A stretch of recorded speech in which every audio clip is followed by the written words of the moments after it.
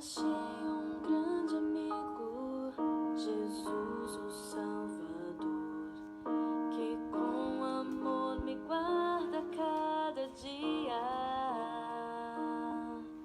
Fiel é seu cuidado. Boa noite, irmã Cristiana. Boa noite, irmão Elson. E sem limite a sua simpatia. E ainda o mais notável é que por mim morreu e meus pecados ele expiou. Assim me regozijo nas bênçãos que me deu. Sim, sei que Jesus Cristo me salvou. Jesus é meu amigo, meu guia, meu Senhor, meu protetor, Senhor, não há igual. Por mim sofreu a morte, por mim um pecador, e agora vivo, guarda-me. Boa noite, pastor Felipe, meu amigo. Por este grande amigo. Boa noite, irmã Neuzelina Moreira, minha mãe. Boa noite, Jean Anderson. Boa noitezinha. Boa noite, irmão José de Brito. Servi-lo fielmente, assim me dá prazer, ficando sempre a ele em sujeição. Nos seus caminhos. Boa noite, Aparecida. Espero aqui seguir e seu amor a todos demonstrar, porque ele do pecado me veio redimir e por amor morreu em meu lugar. Jesus é meu amigo, meu guia, meu Senhor, meu protetor, Senhor, não há igual. Por mim sofreu a morte. Boa noite, dona Iraci. Por mim um pecador, e agora vivo, guarda-me do mal.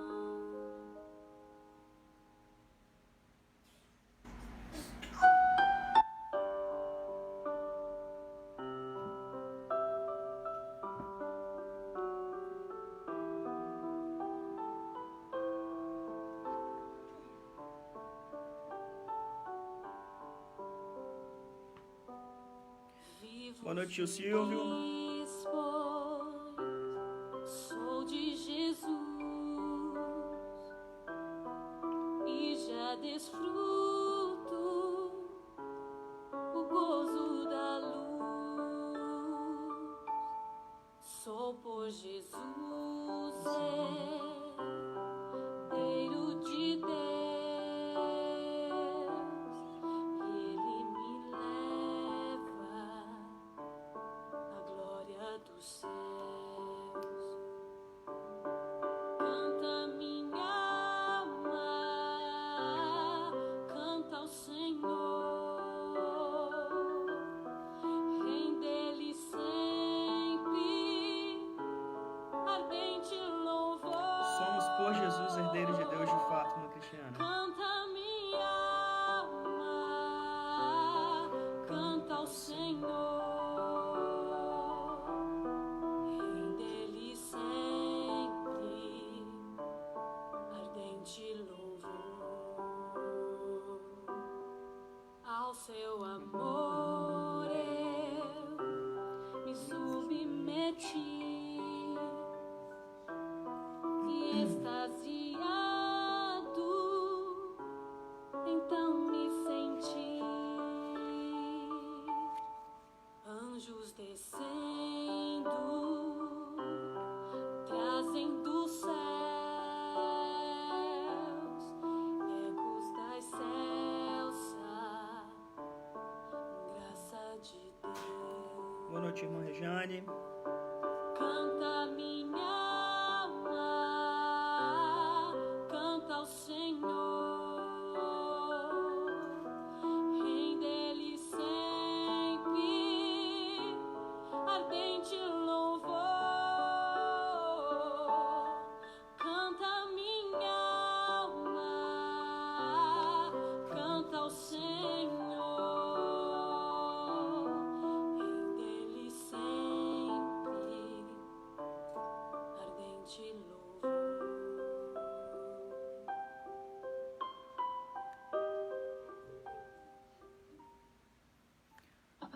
Boa noite, irmã Fabiane. Boa noite, irmãzinha. Agora a irmã Regina entrou. Boa noite a todos os irmãos que estão nos acompanhando, estão nessa transmissão para mais uma quarta-feira, para mais uma quarta-feira missionária, para mais uma quarta-feira de uma reflexão da palavra do Senhor, uma quarta-feira de oração. É muito bom tê-los aqui, muito bom ter vocês aqui conosco nessa transmissão. Inicialmente gostaria de ler alguns versículos do Salmo 119. Nós vamos entrar agora, a partir já na virada do mês, no tema Santidade na Juventude, né? Junto com o mês da Juventude, o mês de agosto. Gostaria de deixar alguns versículos, então, do Salmo 119. O salmista diz assim: Bem-aventurados os irrepreensíveis no seu caminho, que andam na lei do Senhor. Bem-aventurados os que guardam as suas prescrições e o buscam de todo o coração. Não praticam iniquidade e andam nos seus caminhos. Tu ordenaste os teus mandamentos, para que os cumpramos à risca. Tomara sejam firmes os meus passos, para que eu observe os teus preceitos. Então não terei de que me envergonhar, quando considerarem todos os teus mandamentos. Render-te-ei graças com integridade de coração, quando tiver aprendido os teus retos juízos. Cumprirei os teus decretos. Não me desampares jamais. De que maneira poderá o jovem guardar puro o seu caminho? Observando-o segundo a tua palavra. De todo o coração te busquei. Não me deixes fugir aos teus mandamentos. Guardo no coração as tuas palavras, para não pecar contra ti. Que Deus nos abençoe nessa noite, que possamos de fato meditar na palavra de Deus, para que possa ser o nosso preceito, para que nós possamos guardar os mandamentos do Senhor em nossos corações, os teus preceitos em nossos corações, para não nos desviarmos daquilo que Ele coloca, né, como a vontade dEle, sendo boa, perfeita e agradável, que também é a reflexão nessa noite. Meus irmãos, nós temos pedidos de oração que nós temos colocado, visto no grupo da nossa igreja. Nossa igreja tem colocado alguns pedidos de oração. Nossa igreja, na verdade, tem se colocado em uma posição intensa de oração pelos nossos irmãos, por alguns parentes e amigos queridos dos nossos irmãos. E eu gostaria de lembrar que a gente tem que manter as orações pela família da nossa querida irmã Ana Marvila, né? A avó dela, a dona Odila, ela faleceu, então que possamos estar orando por ela, pela Ana Marvila, né? Por toda a família, e também pelas outras famílias enlutadas que recentemente perderam alguns dos seus entes queridos. Nós temos orado por isso e nós devemos manter as nossas orações para que Deus possa consolá-los, possa fortalecê-los, para que eles possam se sentir acolhidos pela nossa igreja também. Gostaria de lembrar também que nós temos orado recorrentemente pelo pai do Eduardo, aquele que tocava bateria com a gente, mas deve, provavelmente, num futuro próximo, estar tocando novamente. O nome do pai dele é o senhor Raimundo. O quadro de saúde do senhor Raimundo está estabilizado, só que ainda não está 100% recuperado. Ele está estabilizado, mas está numa situação grave ainda. Então devemos manter as nossas orações pela família do irmão Eduardo, sobretudo pelo seu pai, o senhor Raimundo.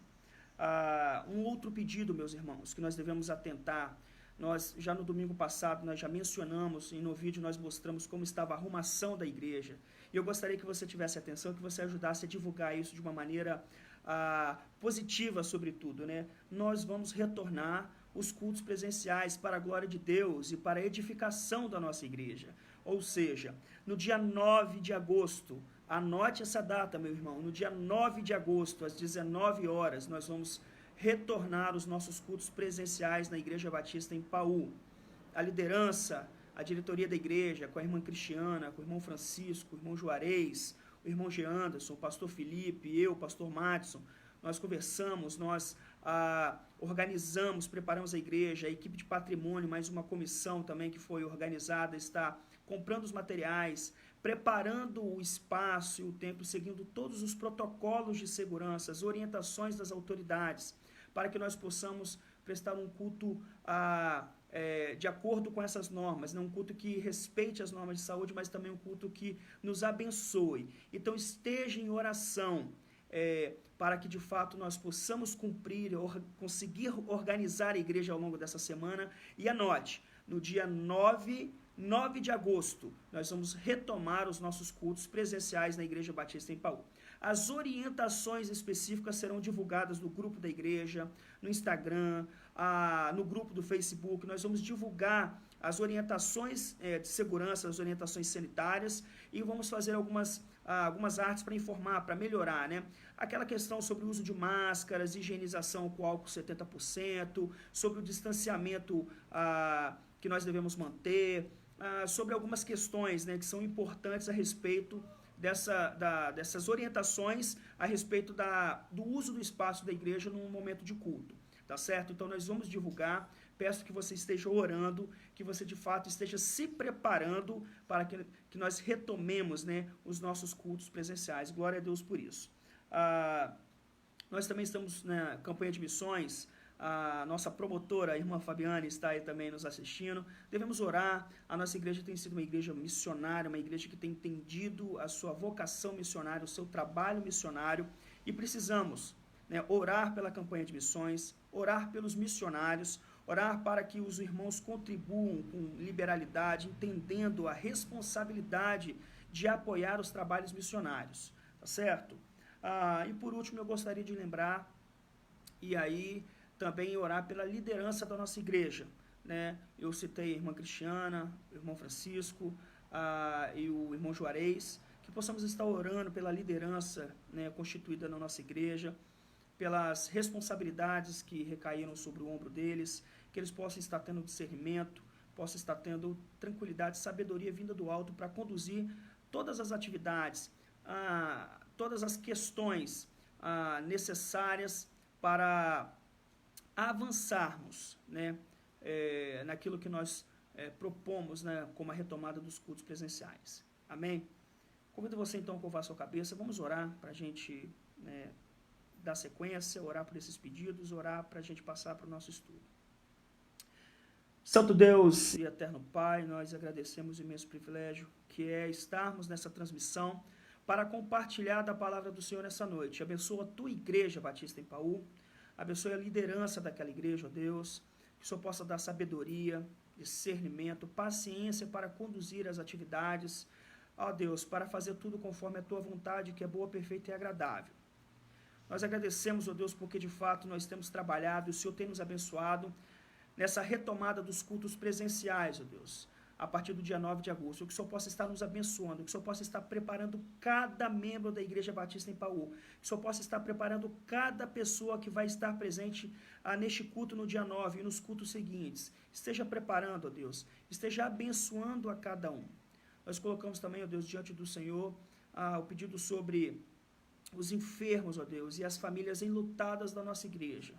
Algumas pessoas perderam entes queridos, perderam amigos, ó Deus, que o Senhor possa, com teu Santo Espírito, estar consolando, estar confortando, e que de fato a nossa igreja possa ser uma igreja que seja mediadora disso, que por intermédio da igreja as pessoas se sintam confortadas, consoladas, sobretudo com irmãos que amam, com irmãos que se preocupam, com irmãos que cuidam um dos outros. Esteja com a nossa igreja, esteja abençoando a Igreja Batista em Paú, fortalecendo na fé, fortalecendo na palavra, tornando cada membro diligente a buscar aquilo que o Senhor tem a dizer por meio dos pregadores que o Senhor estabeleceu, que eles possam de fato inspecionar, investigar nas Escrituras se as coisas são de fato assim como os crentes em Bereia, e que todo o corpo tenha o devido crescimento conforme a tua vontade. Essa é a nossa oração nessa noite, em nome de Jesus. Amém. Amém. São 45 famílias missionárias, né, Tia Fá? Que bom, que benção. Que nossa igreja possa, de fato, caminhar nesse propósito missionário. Meus irmãos, nós vamos dar sequência, né, no estudo que nós iniciamos na quarta-feira passada, lá em Romanos, no capítulo 12. Eu vou reler, vou fazer um breve apanhado sobre o que nós trabalhamos na semana passada, para nós seguirmos. A ideia era trabalharmos os 2 versículos num estudo só que nós dissecamos ao ponto de ficarmos em um versículo apenas, no versículo 1. E o segundo versículo, ele ficou então para a reflexão dessa quarta-feira. O texto lá em Romanos, no capítulo 12, versículo 1 e versículo 2, diz assim: Rogo-vos, pois, irmãos, pelas misericórdias de Deus, que apresenteis o vosso corpo por sacrifício vivo, santo e agradável a Deus, que é o vosso culto racional. E não vos conformeis com este século, mas transformai-vos pela renovação da vossa mente, para que experimenteis qual seja a boa, agradável e perfeita vontade de Deus. Certo? Nós começamos na semana passada tratando sobre esse primeiro versículo, trecho a trecho, sentença a sentença, do que o apóstolo Paulo nos coloca nesse pedaço, nessa porção preciosa das Escrituras. Ele fala, inicialmente sobre rogar, que é um apelo missionário, é um apelo apostólico, para que nós, pelas misericórdias de Deus, nos apresentemos os nossos corpos como sacrifício vivo, santo e agradável. Em primeiro lugar, lembrarmos que Paulo, então, ele parte do entendimento, da lógica, daquilo que foi apresentado nos 11 primeiros capítulos.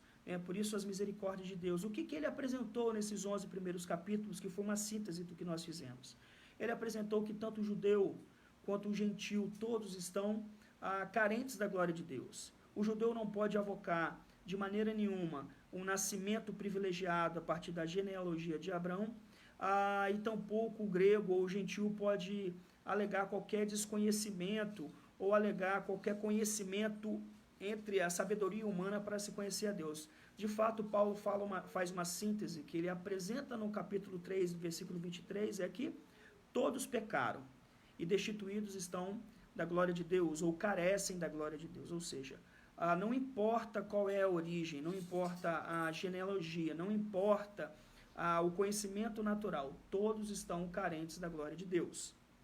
E ele passa, então, a apresentar a justificação que se dá mediante a fé, e ele apresenta os argumentos. Ele fala também sobre os frutos dessa justificação, por exemplo, no capítulo 5, e é importante nós conhecermos isso também, e ele segue capítulo 6 e 7, falando sobre uma luta que é natural entre a nossa mente, nosso espírito renovado e ainda a nossa presença neste mundo. Então nós temos uma luta intensa entre carne e espírito, a luta que nós temos contra os nossos pecados, a luta que nós temos contra as nossas vontades, e sobre a necessidade que nós temos de levar essas vontades cativas ao Senhor, de levarmos os nossos corações, as nossas vidas aos pés da cruz, e ali deixarmos as nossas velhas vidas. E aí ele fala, desventurado homem que sou, quem me livrará do corpo dessa morte? Ou seja, a luta é tão intensa, e de fato nós devemos compreender que essa luta é intensa para aquele que é nascido de novo, e nós só conseguimos lutar e vencer com base na graça do nosso Senhor, com base nas ferramentas que Ele dispõe, como a palavra, a oração, a fé, tudo vem do alto, tá certo? E ele segue, então, apresentando essas misericórdias. E aí, então, o que vem a ser essa questão de apresentar o vosso corpo? E aí a analogia era com o holocausto, lá no Antigo Testamento, dos animais que eram sacrificados. Mas agora, tendo Cristo como o perfeito Cordeiro de Deus sacrificado, esse apresentar o nosso corpo é apresentar a integralidade da nossa vida, é apresentar todas as esferas da nossa vida ao altar do Senhor, ou seja, apresentar o nosso corpo como sacrifício vivo, santo e agradável a Deus, de fato, por meio de Cristo, nós buscarmos a presença de Deus, por meio de Cristo, nós entregarmos tudo aquilo que nós temos e tudo aquilo que nós somos. Entregar o nosso corpo como sacrifício vivo é aquilo que nós fazemos no mesmo instante que nós vamos a Jesus Cristo, tá certo? E o sacrifício vivo, santo e agradável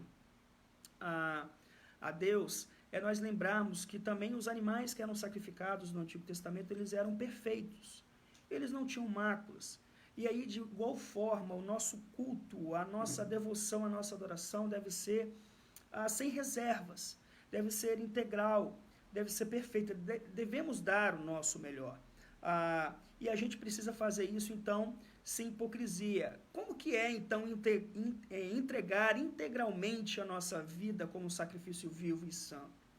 É que nós não fazemos isso só de boca, Nós fazemos com toda a nossa vida, com o nosso coração, de forma que as nossas palavras refletem os nossos sentimentos, que as nossas ações refletem aquilo que nós cremos. E as nossas vidas, elas são como cartas vivas. As nossas vidas, elas são como sal, elas são como luz. elas fazem diferença onde nós estamos, porque nós apresentamos as nossas vidas, os nossos corpos, por sacrifícios vivos e santos. Nós achamos que isso é mera religiosidade, mas não é. Nós achamos que isso é um mero nominalismo, mas também não é. Nós precisamos, em arrependimento e em humildade, oferecer os nossos corpos como sacrifícios vivos. E aí ele fala, o que é esse sacrifício vivo? Que é o vosso culto racional, um culto lógico, um culto de entendimento. Em outras palavras, pode ser entendido como nosso culto espiritual, que é, ou seja, aquilo que nós prestamos depois que nós nascemos de novo, depois que nós somos renovados pela palavra de Deus, depois que nós somos transformados, somos regenerados. A grande questão é que se nós somos apáticos diante de um Cristo que nos deu uma nova vida, se nós somos apáticos diante de um Deus que nos sustenta, que governa, que nos preserva, isso é um culto irracional e ilógico. O que nós temos que dar a Deus, as nossas vidas, como sacrifício vivo e santo, como um culto racional, não é sem entendimento. Isso quer dizer o seguinte, que muitos cristãos hoje, eles não querem pensar, eles têm preguiça de pensar, eles não querem lidar com o conteúdo da palavra de Deus, em outras palavras. Não tem como nós cultuarmos a Deus, prestarmos esse sacrifício, que é a nossa vida, né, como um sacrifício vivo e santo, que é o nosso culto racional, sem nós estudarmos a palavra, sem nós sabermos o que a palavra de Deus coloca diante de nós, o que ela nos apresenta. E eu faço aqui agora uma conexão com o sermão de domingo, que uma das evidências do novo nascimento é um amor, é um apego à palavra de Deus. Meus irmãos, cristãos nascidos de novo que não estudam a palavra de Deus precisam avaliar seriamente sobre como anda a vida deles, sobre como anda essa perspectiva de fé. Talvez sejam apenas nominais, talvez apenas aderiram a alguma igreja. Cristãos, aqueles que nasceram de novo, eles amam os preceitos do Senhor, eles querem carregar e viver esses preceitos, eles se debruçam sobre as Escrituras e eles amam a palavra de Deus, eles amam estudar a palavra de Deus. Então, o nosso culto racional é aquele que envolve a nossa mente de uma maneira ativa, de uma maneira muito específica, de uma maneira realmente ativa, dinâmica. E aí a gente entra, então, no segundo verso, né, dessa passagem. Dito, então, o que Paulo fala, não rogo-vos, né, pelas misericórdias, que apresenteis o vosso corpo por sacrifício vivo, santo e agradável, que é a palavra de Deus, né? O sacrifício vivo, santo e agradável a Deus, que é o vosso culto racional. Ele segue, então, falando, e não vos conformeis com este século, mas transformai-vos pela renovação da vossa mente, para que experimenteis qual seja a boa, agradável e perfeita vontade de Deus. Veja, ele começa em não vos conformeis. O que é conformar? Conformar nós sabemos que significa tomar a forma, né? Conformar, né? Com a forma. Em outras palavras, a gente pode entender que significa assumir uma aparência exterior que não combina com a realidade interior. Quando ele fala, né, apresentar um sacrifício vivo, santo e agradável, que é o vosso culto racional, ele fala, e não vos conformeis com este século. Ou seja, olha, não tem como vocês apresentarem as suas vidas, né, como sacrifício vivo e santo, que é um culto racional de entendimento, e a vida de vocês estarem conformadas com o presente século. Ou seja, não há como assumir uma aparência exterior que não combina com essa vida interior. E apresentar o nosso corpo como sacrifício vivo implica em não estarmos conformados com este século. E aí a gente fala, né, não estarmos conformados com este mundo, né, com esse mundo que está à volta. E aí a gente precisa de uma explicação sobre o que Paulo está querendo dizer sobre a conformidade com o mundo ou com o século, né? Interessante é que nós, por exemplo, temos adolescentes nas nossas igrejas, talvez você tenha um adolescente dentro de casa, e uma das pressões que o adolescente enfrenta nos grupos, nos meios onde eles estão, é a pressão de conformar-se, ou seja, de se adaptar, de tomar a forma daquele grupo, daquele segmento onde ele está inserido. Aqueles que estão marchando fora do compasso, Aqueles que não estão se conformando àquele segmento, àquele grupo, eles são vistos como diferentes, são chamados de burros, são chamados de afetados, são chamados de tolos. É uma expressão que as pessoas usam, de certa forma, quando o adolescente, um jovem, ele não se enquadra naquele segmento ou naquele grupo. De igual modo, de igual forma, meus irmãos, o que corrói a força do testemunho cristão em nossos dias é a conformidade cristã ao mundo. Veja, nós somos chamados para sermos um segmento diferente do resto do mundo. Nós somos chamados para sermos sal e luz. Nós não somos chamados para sermos alienados, mas nós somos chamados para sermos diferentes, para não tomarmos a forma do mundo. Às vezes, né, da mesma forma que os adolescentes passam por essas situações quando mudam de escola, quando estão com uma galerinha, nós não queremos ser vistos como tolos. Nós não queremos ser vistos como afetados ou como os diferentões. No entanto, é exatamente isso que nós somos chamados a fazer pela palavra de Deus, a sermos diferentes, a fazermos, inclusive, né, a fazermos de tolos por causa de Cristo, por amor a Cristo. Há um verso em Coríntios, né, que fala que somos loucos pelo amor, né, por amor a Cristo. A expressão, às vezes, é que as pessoas vão olhar e vão achar que nós somos loucos. Veja, a pregação da cruz é loucura para os que se perdem. Vocês lembram do sermão de domingo retrasado, a mensagem da cruz? Para as pessoas que não entendem a palavra da cruz, ela é loucura. Não há entendimento. Então, nós somos chamados para sermos loucos, somos chamados para sermos tolos, para não nos adequarmos, não nos conformarmos ao mundo, aos ditames do presente século. O que prezamos e seguimos é considerado pelo mundo como tolice e insensatez. Ou seja, amar a mensagem da cruz é algo que é uma tolice e insensatez. As pessoas não vão entender e vão nos chamar de loucas, estúpidas. Mas é exatamente isso que um cristão deve fazer. Ele deve ser um não conformista. Um cristão deve ser um não conformista. É curioso que eu mencionei também no domingo, no sermão, sobre uma pesquisa do Instituto Barna, sobre mapear pessoas que tinham assumido um compromisso com uma igreja, mas as diferenças morais ou as falhas morais dessas pessoas com as pessoas que são do mundo possuem sensíveis diferenças relacionadas à imoralidade sexual, pessoas que eram promíscuas, pessoas que não entendiam que o sexo é para o casamento, pessoas que falavam sobre aborto. A falha, a moralidade e a falta ou falha moral de muitos cristãos que são nominais não diferem em nada do mundo. E aí, parece que não há nenhuma diferença perceptível entre aqueles que nasceram de novo e as pessoas que estão no mundo. Ou seja, nós somos chamados, então, a não nos conformarmos. Por isso que, como cristãos, nós levantamos bandeiras contra aborto, levantamos bandeiras de que o sexo é para o casamento, levantamos bandeiras de uma família tradicional. E nós precisamos nos sustentar, porque nós não nos conformamos com os ditames do século, não nos conformamos com os ditames do mundo. Nós nos conformamos, né, nos ajustamos à palavra de Deus. Ainda nós somos adolescentes, por assim dizer, tá certo? Nós observamos o que o mundo está fazendo e nós queremos ganhar aprovação. É entendível quando nós olhamos a raiz de pecado e o desejo que nós temos de agradar aos outros, o desejo que nós temos de aceitação, talvez uma disposição de se indispor. É o chamado politicamente correto. Nós não queremos ser mal vistos. Spurgeon, acho que foi ele, eu li recentemente uma frase dele, de que os cristãos hoje, eles são muito mais superficiais do que os cristãos primitivos. Nós sequer somos perseguidos por causa da nossa fé.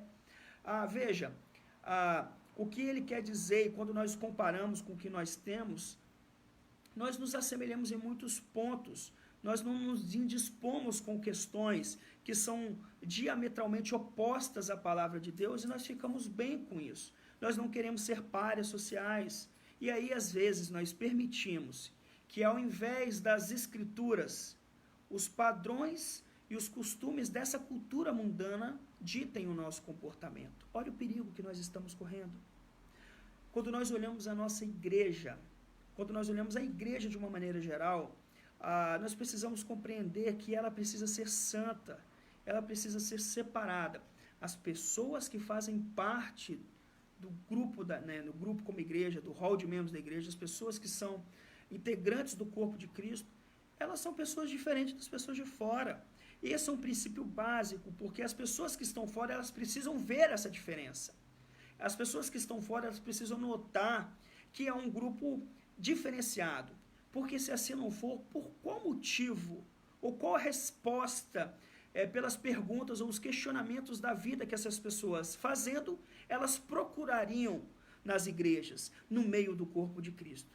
Percebem, meus irmãos, quando ele fala em não vos conformeis com este século, ou não vos conformeis com este mundo, o apóstolo Paulo, ele está recorrendo a um apelo, porque ele reconhece a nossa estrutura.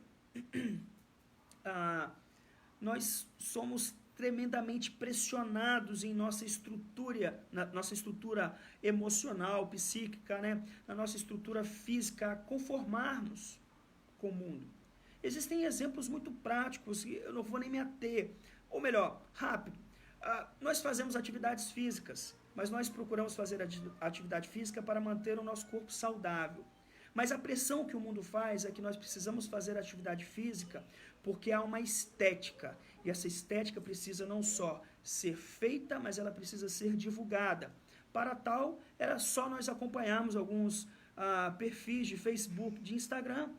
E aí você vai perceber que as pessoas, elas não estão simplesmente fazendo as coisas com uma mente transformada pelo Espírito Santo, mas elas seguem as pressões que o mundo faz a elas. As estruturas que o mundo faz também ditam esses comportamentos. Quer um outro exemplo? As vestimentas, tanto para homens quanto para mulheres. As marcas, as grifes, essas coisas que apresentam uma estética. Veja, nossa roupa, como diz o pastor Batista Paul Washington, deve ser uma moldura do nosso rosto, uma expressão da nossa face. Mas as pessoas, elas querem mostrar outras coisas. Quando não, querem ser vulgares e mostrar sua sensualidade. Esses são os padrões que o mundo e que o presente século apresentam e que nós, de maneira muito tranquila, recebemos esses inputs. Mas isso não tem nada a ver. Mas isso aí é ser muito rigoroso. Veja, são as escrituras a partir de Romanos capítulo 12, versículo 1 e 2, diz que nós não devemos nos conformar com o mundo, mas transformar-nos e transformai-vos pela renovação da vossa mente. Vários grupos cristãos ainda dizem, e aí a gente tem um outro salto, daqueles que vão se alienar. Veja, alguns vão partir de uma postura de que não tem nada a ver, e aí não se diferenciam, e aí não cumprem o preceito de não se conformar ao presente século, mas existem alguns outros que dizem que a essência da piedade cristã, ou de uma vida piedosa, como corpo de Cristo, é se abster-se de tudo, dos filmes, das maquiagens, se abster-se das roupas, do lazer, da alegria. E aí eu faço um apontamento a respeito da IBD de domingo passado, que nós devemos, e devemos sim, porque é um mandamento, sermos alegres na presença do Senhor. E aí eles reduzem essa questão espiritual a algo trivial, a algo como um costume apenas.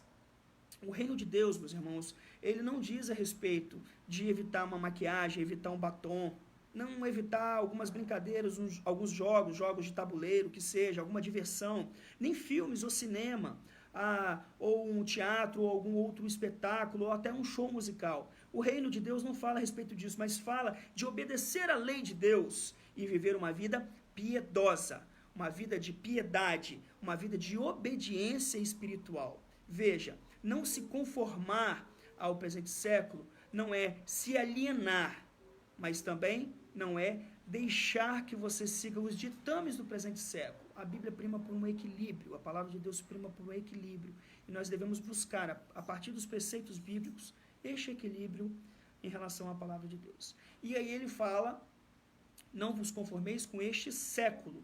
Literalmente, este século é essa era. Este século, este mundo, não é um mundo físico, geográfico, mas é um sistema de valores e crenças que abrange o espírito dos tempos, dos tempos que nós vivemos. É o Zeitgeist, é uma palavra alemã que fala o espírito da época, o espírito do tempo, nós vivemos várias pressões a respeito do que o mundo ou o século, esse sistema de valores, tenta fazer os inputs, as pressões. E ele fala, não vos conformeis com este século. A exortação não é apenas negativa, né? Não vos conformeis com o presente século, com a presente era.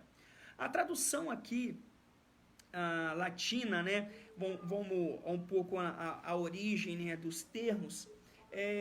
Ironicamente, a palavra século, né, por assim dizer, e não a palavra mundo, ou seja, o que ele está usando aqui, a palavra século de era, não a palavra mundo de mundo geográfico, de mundo físico. E a palavra séculum, né, de século, que não é um tempo de 100 anos, mas o presente século, é o presente tempo, é a presente era, que se refere a esse tempo que nós estamos vivendo. Ou seja, em outras palavras, é o que nós chamamos de secularismo, presente século, secularismo contemporâneo. E o que seria a matriz desse secularismo? Ele afirma que o tempo, ou século, deste planeta é o único existente, que nós vivemos, o agora. É o que, o aqui agora, e não tem nada depois. Você tem que aproveitar, você tem que viver a vida, aproveitar da melhor maneira possível. Você tem que viver o agora. Não existe uma eternidade, não existe um além-túmulo. O hedonismo é um hedonismo em sua maior expressão. Você tem que aproveitar de todas as formas, porque o tempo passa, ele não volta. Isso é curioso, porque nós temos muitos crentes, muitos cristãos que absorvem essa mensagem do presente século, e aí não entendem que basta cada dia o seu mal. E aí eles não vão estar prontos para as crises, né, decorrentes lá atrás dessa separação, de um afastamento da criação do Criador por conta do pecado. Esse viver aqui agora gera expectativas e ansiedades. E há algo curioso, porque nada nesse mundo pode satisfazer a criatura. A criatura que pensa, a criatura que é feita à imagem e semelhança de Deus. E aí, a sua busca nesse século que estimula que tudo é o aqui e agora, ele não vai encontrar felicidade. E vai ser uma vida vivida, embora com intensas emoções, sem felicidade alguma. E sem a perspectiva do que as Escrituras dizem da eternidade. Nós vivemos o agora, mas nós vivemos na expectativa, na esperança, na certeza de uma vida eterna. Tá certo? E aí nós devemos entender também, né? E isso tudo explica porque os nossos jovens, os nossos adolescentes e até mesmo os cristãos, eles são bombardeados com diversas propagandas ou com diversos motes, com diversos estímulos do presente século. Venha conhecer, ou apenas experimente, ou comece já, ou experimente agora. São os rótulos, os slogans deste mundo a respeito do presente século. E as Escrituras, elas refutam isso de maneira enfática, que nós vivemos para a eternidade. Nós somos feitos para a vida eterna. Nós não somos secularistas, meus irmãos. Nós não devemos nos conformar no presente século. Nós vivemos nessa esfera, nós vivemos neste mundo, mas nós não vivemos de acordo com os preceitos deste mundo. Nós devemos viver a nossa vida à luz da eternidade e também da verdade que vem do alto, que é regulada pela palavra de Deus. E ele segue, e não vos conformeis com este século, mas transformai-vos pela renovação da vossa mente. Mas transformai-vos, e o termo aqui usado é um termo grego, né? O transformai, ou transformai-vos, é o termo grego chamado metamorfose. Você já deve ter ouvido isso. Há uma música popular, acho que dos anos 80, né? Que falava, né, que eu prefiro ser essa metamorfose ambulante. O que ele trazia, né? Essa mudança constante de adaptação. Era o trecho da música. Mas o que nós podemos entender? Que o mundo também tem uma angústia, um desespero por mudança. Mas essa mudança não é uma transformação da mente, que vem do apresentar o corpo para o sacrifício vivo, santo e agradável a Deus, que é o culto racional. Então, o que vem a ser esse transformar? E o sentido é mudar a aparência. E o mudar a aparência se dá em virtude das mudanças interiores que ocorreram.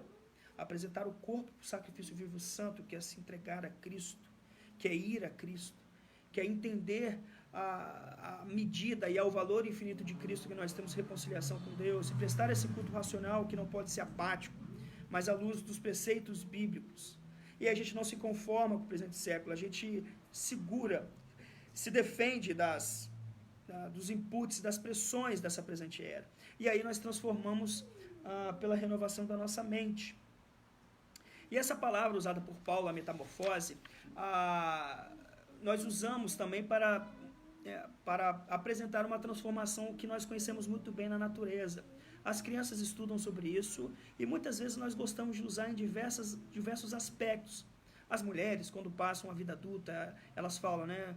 Saiu do casulo, né? Se transformou de lagarta, era uma lagarta, agora virou uma bela borboleta. A expressão natural da natureza, para isso se chama metamorfose, porque indica uma mudança radical de forma, indica uma mudança radical na aparência. Veja, a essência, ela já foi apresentada nos versículos anteriores, mas essa essência, ela repercute de maneira exterior. E, meus irmãos, às vezes quando a gente olha para as Escrituras, e muito nos é exigido de fato, porque aqueles que nasceram de novo, ou seja, tiveram essa regeneração, essa mudança interior, evidentemente o nosso exterior ele também é mudado. As nossas ações elas são percebidas, os nossos comportamentos eles são percebidos.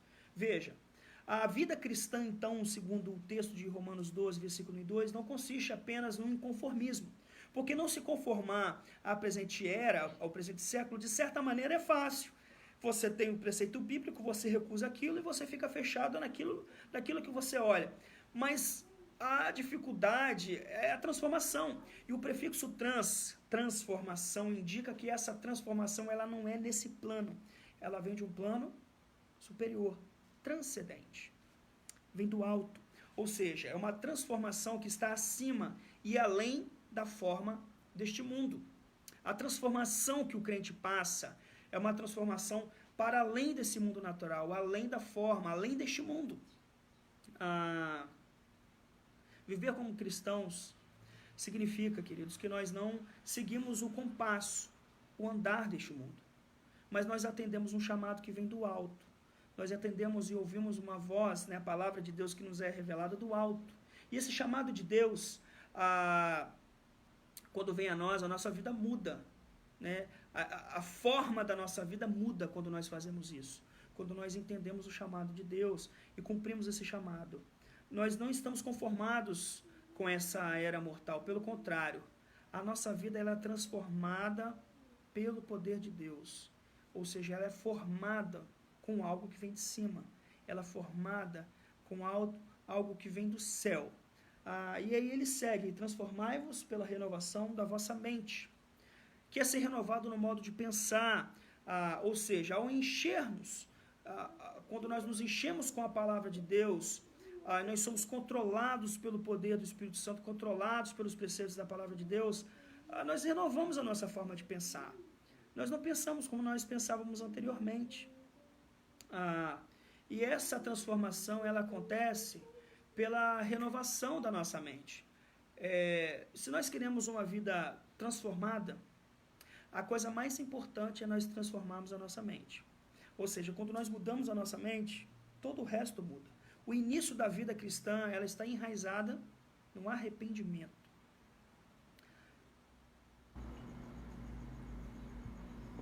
Quando nós olhamos a trajetória da nossa vida, veja, nem todos passam por um caminho para Damasco, abrupto. Eu gosto dessa analogia, que é a analogia da conversão de Paulo. Nem todos passam por um caminho de Damasco, mas todos têm um caminho de Damasco na vida, que é um caminho por onde você passa, que é um caminho de arrependimento. É um caminho de algum ponto onde há arrependimento, o arrependimento das obras mortas, o arrependimento da velha vida, o arrependimento de todos os pecados. Aí, esse arrependimento, esse ponto é a mudança de vida. Ou seja, a palavra grega para arrependimento é metanoia, ou metaneu, que significa uma mudança de mente, ou seja, a renovação da mente significa arrependimento. Renovação da mente, metanoia, metaneu, a raiz tem a ver com arrependimento, uma mudança de mente. Ou seja, antes do nosso arrependimento, né, antes do arrependimento inicial, a nossa vida era conduzida pelos preceitos desse mundo. A nossa vida era ditada pelas regras do presente século. Mas quando nós nos arrependemos, a nossa mente é transformada, vem do alto. Ou seja, a nossa vida ela é mudada por aquilo que vem do alto, pela palavra de Deus. Nós pensávamos como as pessoas à nossa volta, que eram seculares, que fazem tudo para enterrar no subconsciente os seus pecados, transformam pecado em traumas, transformam pecado em transtornos, transformam pecado em culpa apenas, mas quando o Espírito Santo nos desperta para a necessidade absoluta de um Salvador, quando ele regenera o nosso coração, quando ele faz cair as escamas dos nossos olhos, ele apresenta a pecaminosidade do pecado e a necessidade de redenção que nós temos, e nós corremos para a cruz. Tanto a nossa mente quanto a direção da nossa vida, ela é mudada. Tudo é mudado. E aí a mente é central, ela é o coração, vamos botar assim, né? Ela é a raiz da nossa vida. E aí a transformação parte de uma mente renovada, de uma mente que passa pelo arrependimento e passa, então, muda a direção, a conversão, ela entende o papel, a necessidade de um redentor na sua vida. E aí ele conclui falando, né, para que experimenteis qual seja a boa e agradável e perfeita a vontade de Deus. E uma pergunta a ser feita é: como posso saber a vontade de Deus para a minha vida? Como nós podemos saber a vontade de Deus para as nossas vidas, meus irmãos? Olha, a resposta para essa pergunta ela não pode ser encontrada numa consulta aos espíritos, numa consulta aos búzios, numa consulta às cartas, a cartomante, numa consulta a uma vidente ou alguém que leia a nossa mão. Mas ela é mostrada na renovação da mente. Ela é encontrada nessa renovação da mente, no arrependimento. Pelo fato, né, quando a mente é alimentada pela palavra de Deus. Quando a nossa mente é alimentada pela palavra de Deus, em outras palavras, quando eu me debruço na palavra de Deus e procuro saber os preceitos do Senhor e abasteço a minha vida com a palavra de Deus, eu passo a entender a vontade de Deus como sendo boa, perfeita e agradável, e entendo essa vontade de Deus para a minha vida. Quando a nossa mente, então, é nutrida pela palavra de Deus, nós somos capazes de atestar, meus irmãos, capazes de provar, de reconhecer qual seja a boa, aceitável e a completa vontade de Deus para as nossas vidas. E a vontade de Deus para as nossas vidas é a santificação. O versículo lá de Paulo aos Tessalonicenses diz que esta é a vontade de Deus, a vossa santificação. Próximo domingo, sermão sobre santificação, nós vamos tratar o que é então essa santificação. Eu queria que você guardasse isso. A vontade de Deus é a nossa santificação. E o que é a santificação? O que é sermos santos? Como podemos ser santos? O que é se tornar santo? Veja, não importa, de outra forma, né, qual é o nosso trabalho. Não importa com quem nós nos casamos, se a gente for olhar assim. Ou em que cidade nós vamos morar, se nós não estamos crescendo em santificação, se nós não estamos buscando a vontade de Deus sobre essas coisas, tudo isso é inútil. Nós costumamos dizer, mas nós não entendemos, na verdade. A gente fala assim: eu quero estar no centro da vontade de Deus, ou eu quero saber qual é a vontade de Deus específica.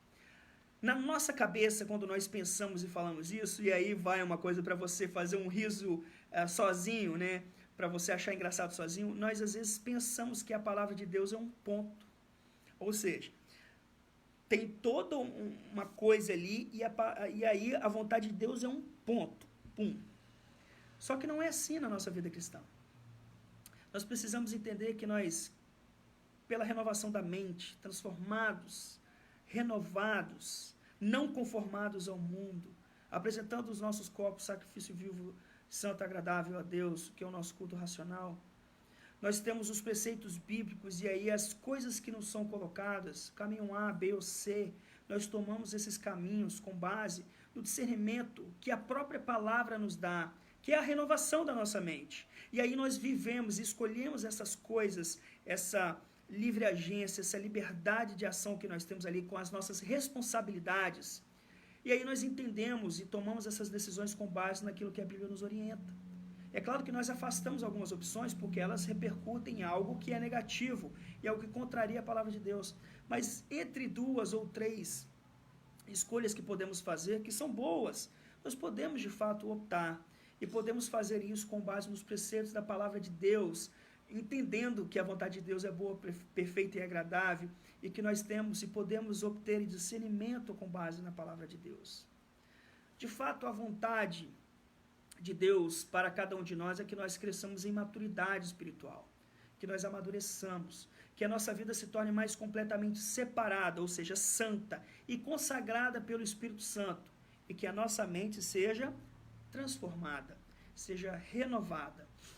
Depois disso, depois de termos a nossa mente transformada, a nossa vida transformada, renovada, buscarmos ser separados nessa consagração pelo Espírito Santo, nós vamos ser capazes de saber o que Deus quer que nós façamos. Ou seja, saber a vontade de Deus, que é boa, perfeita e agradável.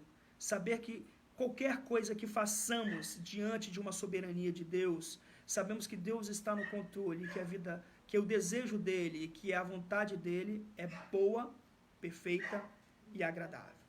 Tá certo, meus irmãos? Que Deus nos abençoe nessa noite, né? Que você possa, de fato, refletir sobre isso, que você possa consagrar-se mais à presença de Deus, buscar apresentar o seu corpo como sacrifício vivo e santo e agradável a Deus, que é o seu culto racional, que você entenda que isso não pode ser feito de forma apática, que possamos, de fato, ser diligentes no nosso compromisso como corpo de Cristo, como integrante do corpo de Cristo, e que possamos desejar, de fato, a comunhão, partir do pão, as orações, permanecer na doutrina dos apóstolos, que são os princípios mais basilares da igreja primitiva e da vida cristã. Que Deus abençoe a Igreja Batista em Paú, que Deus nos abençoe, fiquem com Deus, creio que eu cumprimentei a todos, deixa eu voltar aqui um pouquinho. Letícia Valoto está presente, que Deus te abençoe. Irmão Renatinho, que eu não cumprimentei ainda, que Deus te abençoe, irmão Renato. Irmãzinho, eu já falei.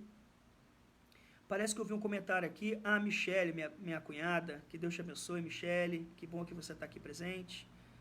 Minha mãe, o irmão Francisco também entrou, que Deus te abençoe. O Tiago de Los Reis, né? Meu querido, você esteve semana passada, muito obrigado pela sua presença, muito obrigado pela sua participação. Conte conosco, tá certo? Naquilo que você precisar, naquilo que você quiser conversar, faça contato, estamos à disposição, tá? Para aconselhamento, para conversar, para instruir na palavra de Deus, que Deus possa te abençoar. A irmã Lilian também está conosco, que Deus abençoe, minha irmã, obrigado pela presença. Deixa eu ver se tem mais alguém. A irmã Nair Vasconcelos, irmão Fernando da Dani, né? Que Deus abençoe vocês. Deve ser a Dani, né? Eu creio que o Fernando é a Dani, né? Que Deus abençoe vocês, tá certo? Isso, vamos lembrar de orar também pelo mês da juventude. Mês de agosto, mês da juventude. O tema é santidade e o nosso versículo, né, central, nosso versículo, a nossa divisa é: de que maneira poderá o jovem guardar puro o seu caminho? Observando segundo a tua palavra. Que possamos orar pelos nossos jovens, orar pela programação do mês da juventude. Amanhã, quinta-feira, nós teremos uma atividade especial estudando sobre um personagem bíblico, né? Não vou falar qual, né? Se vocês quiserem, depois que nós postarmos o link amanhã, participem da nossa reunião no Google Meet. Todos os jovens estão intimados e toda a igreja está convidada a participar, tá certo?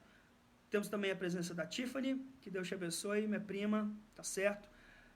Jean Anderson, meu irmão querido, que bom que você está aqui. Que Deus te abençoe também, abençoe sua família, certo? Eu acho que eu não esqueci ninguém. Eu falei da Rejane, falei da Nair. Grande beijão no Gil. Também. Isso, é na próxima quinta-feira, perdão, eu falei que era amanhã, né? Eu já entrei no mês de agosto. A irmã Cristiana está colocando aqui, exato. É na próxima quinta-feira, na semana que vem. É no dia 6 de agosto. Nós teremos, então, a primeira quinta-feira, a primeira de 4, né? O primeiro bloco dos 4 episódios sobre um personagem bíblico. E nós vamos aprender com esse personagem bíblico, com a sua vida, com o seu testemunho, e de que forma esse personagem bíblico aponta para Cristo. Tá certo? A tia Nelina também está presente. Que Deus te abençoe. Eu tô assim, né? No livro aqui. Na minha expectativa muito grande com o mês da juventude. Nós teremos 2 pastores de fora, que a nossa igreja possa estar orando de fato por esse mês da juventude e, sobretudo, com o nosso tema que é a santidade. Amém? Mais alguma questão? Os irmãos podem comentar aqui, antes da gente encerrar essa transmissão. Não tendo, que Deus abençoe a cada um de vocês, tá certo? Então, até domingo. Lembre-se de estar orando pelo retorno dos nossos cultos, conforme foi falado e orado no início dessa transmissão. Fiquem atentos às orientações que nós vamos colocar, tá certo? Estejam também atentos, né? E, sobretudo, em oração, para que, de fato, a equipe responsável por isso possa organizar todo o espaço, para que você possa ser recebido com todo carinho, com todo cuidado, e que possamos ali, né, nessa retomada, glorificar ao nosso Deus e também ficar em comunhão com os nossos irmãos. A Tia Fá está falando sobre encerrar a campanha de missões. É hoje o encerramento, Tia Fá? Encerramento é hoje? Nós vamos orar então, encerrando essa reflexão, e também o encerramento da campanha de missões. Tá. Até o próximo domingo. Então vamos fazer assim, no domingo a gente ora e encerra, tá bom? Vamos perseverar na campanha de missões. Domingo de manhã a gente faz uma fala sobre a campanha de missões ainda, e domingo à noite a gente ora encerrando. Tudo bem? Tudo bem, Tia Fá? Que Deus abençoe então, tá? Dá um beijão no tio Silvio. Que vocês fiquem bem, que tenham uma noite abençoada, um bom resto de semana, e vamos orar. Estamos numa expectativa sobre esse retorno dos cultos presenciais, tá certo? Esteja orando pela liderança da igreja também. Que Deus nos abençoe e fiquem com Deus, meus irmãos. Paz, Renato. Deus te abençoe também.